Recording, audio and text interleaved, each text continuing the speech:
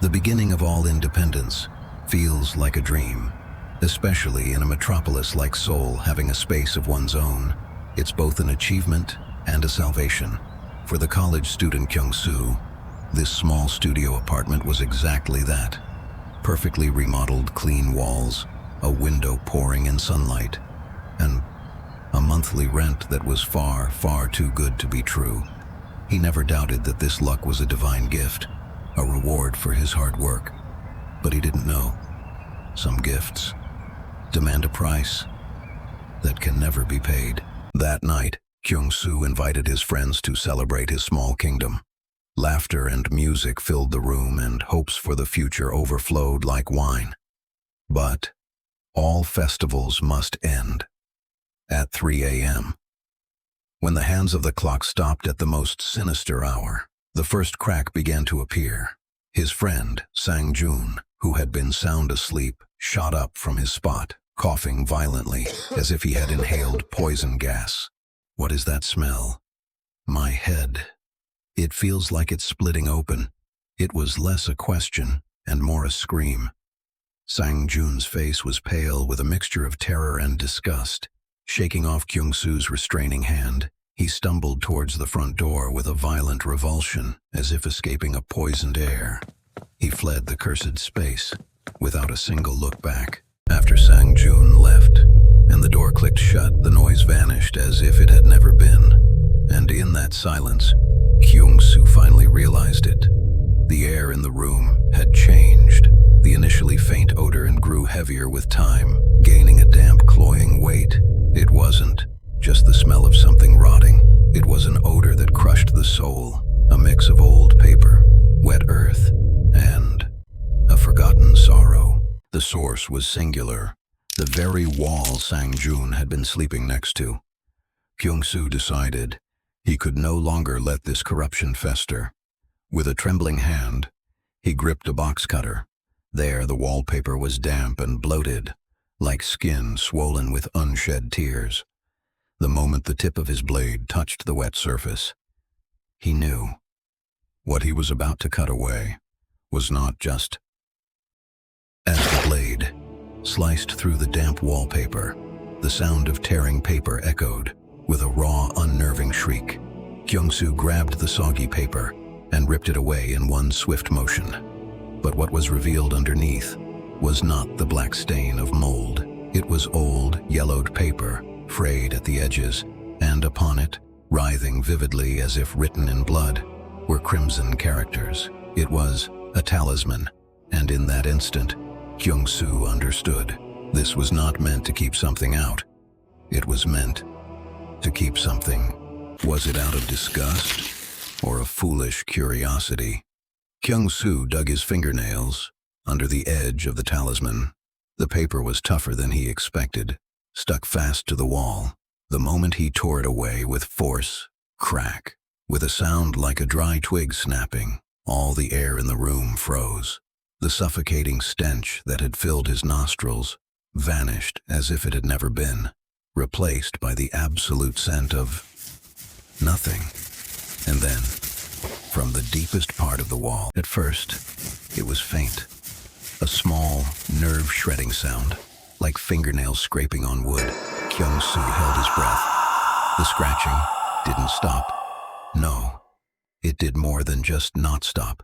It grew closer and more violent. It wasn't fingernails anymore. It had transformed into a deafening screech, as if someone was dragging metal across the concrete wall itself. The sound burrowed directly into his skull, and he collapsed, screaming, hands clamped over his ears. And then, as the sound reached its crescendo, every light in the room, pop, exploded. Violently. Kyung-soo doesn't remember how he escaped that apartment, only that he screamed until his lungs burned, practically tumbled down the stairs, and threw himself into the cold night street. He moved on pure instinct alone, the instinct to go home, not to the perfect studio he had dreamed of, but to the only sanctuary he had ever known, his mother's house. The moment the door opened, and he saw his mother's shocked face, Kyung-soo collapsed, blacking out completely. When he awoke in his mother's house, Kyung-soo could finally take a shallow breath. The familiar pattern on the ceiling, the sound of the TV from the living room, his mother's gentle voice. He reassured himself that everything was safe, that the nightmare was finally over. His mother, calming her startled son, served him warm tea and fruit. Kyung-soo tried to force a smile while watching TV. He believed he was going to be okay. But it was in that moment a familiar scent grazed his nostrils. It cut through the fresh aroma of the apple his mother was peeling and forced its way in. The smell of old paper, wet earth, and a forgotten sorrow. That same horrific stench. Here, in his mother's house. Kyung-soo's heart stopped. His gaze slowly turned to his mother. His mother was still peeling the apple. But something was wrong. The movement of her hands had slowed, becoming mechanical and unnatural. The smile on her lips had lost its warmth, now frozen like a picture painted onto her skin. She slowly raised her head, and her eyes met Kyung-soo's. Her eyes were empty, hollow. Kyung-soo. It spoke. It was his mother's voice, but it was not his mother. Inside those empty pupils, a dark, faint light began to burn. It was the very same gaze of the vengeful spirit that had glared at him from within the apartment wall. It had followed him all the way to his last sanctuary. As Kyung-soo. Immediately after it spoke, it looked down at his leg. His mother's warm hand, now icy cold and inhumanly strong, was still gripping the small fruit knife. And before Kyung-soo even had time to scream, it, without hesitation, aimed the blade towards its own son's leg. The cold sensation of metal tearing flesh. No, more terrible than the searing pain was that thing, wearing his mother's face, which was still smiling as it did it. With Kyung-soo's agonized scream, the presence pressing down on his mother's body, vanished like smoke. His mother came to her senses.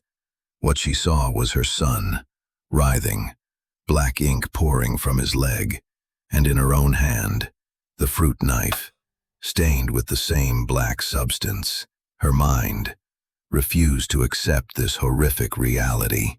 Her scream, more devastating than any spirit's curse, echoed through the home. In the hospital, Kyung-soo only remembered up to the moment he smelled the stench. He couldn't recall what happened after. His mother, who had witnessed everything, called the landlord with trembling hands. "In your house?" To her desperate cry, the landlord merely asked one question in an ice-cold voice.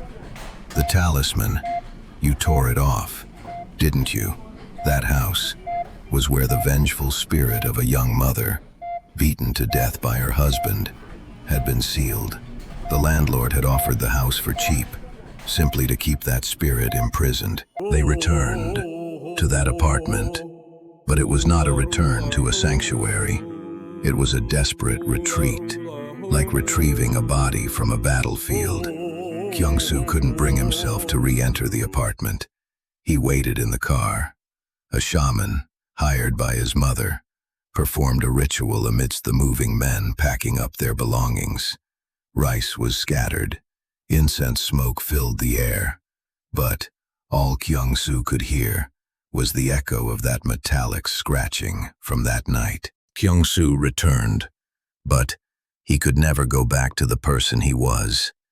He now knew that behind every stroke of cheap luck in the world, a terrible price could be hiding.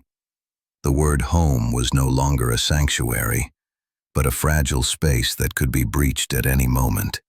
The scar on his leg healed, but the brand of the wall, seared into his soul, will follow him forever.